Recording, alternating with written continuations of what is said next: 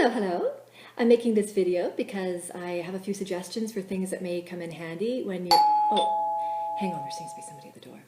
Hello, hi, I'm over here. Hi, I'm a little bit busy right now. I'm actually getting some Christmas decorations ready. Can I help you?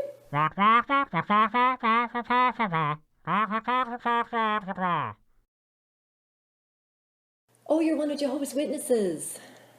Hey, come on guys, we're just kidding, right? Yay! Okay, that's better, I think. Can you just tell me briefly why it is that you don't celebrate Christmas again?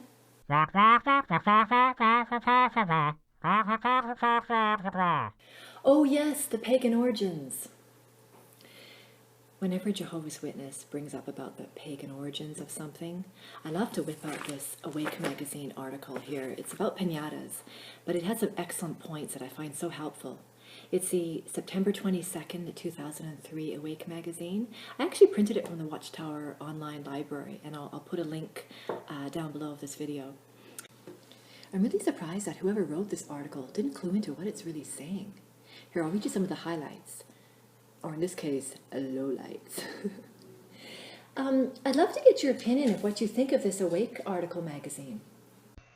It says that they believe that the piñata originated with the Chinese as part of their New Year celebration. The decorative paper was burned and the ashes gathered and kept for good luck during their coming year. Then around the 13th century, we see it showing up in Italy, where breaking the piñata became a custom on the first Sunday of Lent. Then we can travel to where the Aztecs celebrated the birthday of their god of the sun and war, and where they used piñatas in this part of the celebration.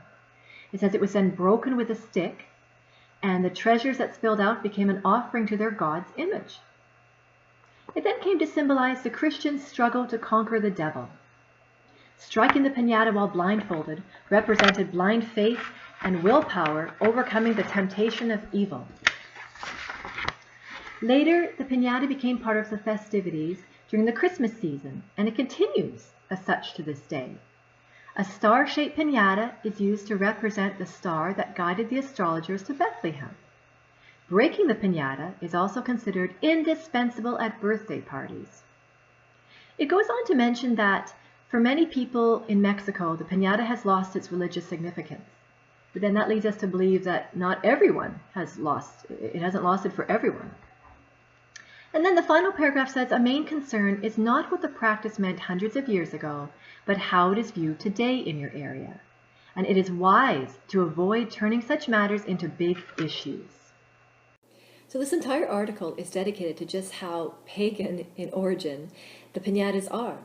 Even the Aztecs, as part of their religious celebrations and dedications and sacrifices to their god, use piñatas. And yet, we're simply told that a main concern is not what the practice meant hundreds of years ago, but how it is viewed today in your area, and that it's wise to avoid turning such matters into big issues. So can you tell me then, Christmas in my area is simply viewed as a great time where we all get together as a family and friends, we share a meal, we have gifts. Can you tell me what's wrong with that? The article goes on to say that we should not turn this into a big issue. So what's wrong with that?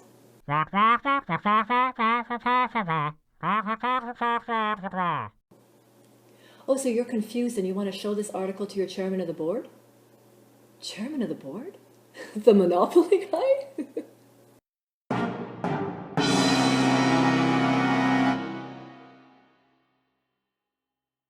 That's weird. When I was in, we called him the presiding overseer. Or as I prefer to call him, the big P.O.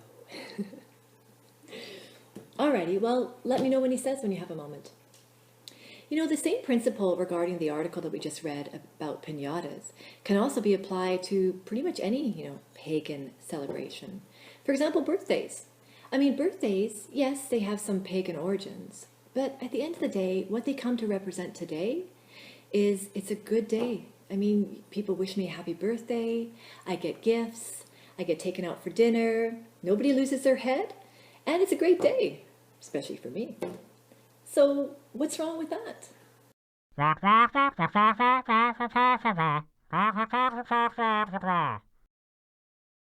Well, yes, the Bible does mention birthdays twice, and I know that from this you assume that God frowns upon birthday celebrations. But did you know that the Bible mentions dogs 40 times and always in an unfavorable light? And yet nowhere does the organization ever say that you cannot have a dog.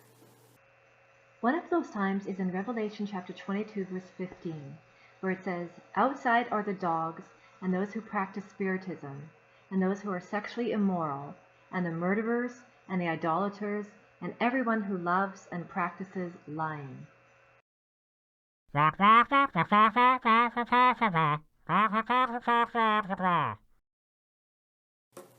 so you want to bring this up to your chairman of the board? Sure.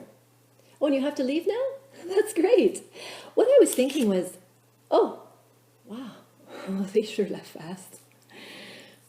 You know, it really should be a personal choice what you decide to celebrate. You know, and for Jehovah's Witnesses, if they try and bring up the excuse about whether it has pagan origins, well, that article that I showed you in the Awake magazine will surely come in handy. There's so many things in this world that have pagan origins. Heck, even wedding rings have pagan origins. I mean, why they choose to cherry pick and say that this is acceptable, but this is not acceptable, is beyond me. It really reminds me of the illustration they used to use about the glass of water having 2 drops of poison in it, and would you drink it? Well, if you asked a Jehovah's Witness, one day it would be okay for you to drink it, and another day it would not be okay. And maybe they'd go to the elders about you and try and get you into trouble. But that's another story. Anyways, it's an organization that seeks to control every facet of your life. And I'm so thrilled to say that I'm no longer part of this organization anymore. Well, I really hope you enjoyed my video. And if you did, feel free to like it down below. And add any comments that you have to say as well. Okay, thank you very much. Ciao for now.